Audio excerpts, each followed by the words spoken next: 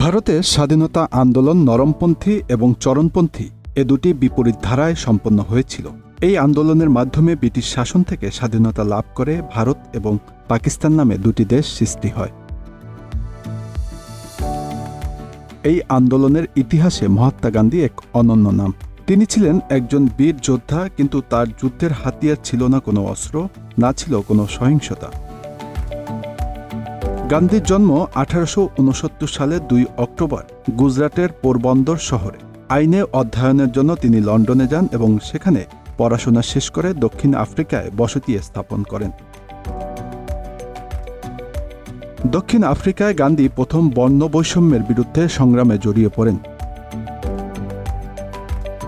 পুরো ভিডিওটি দেখতে কমেন্টসে পিন করা লিঙ্কে ক্লিক করুন।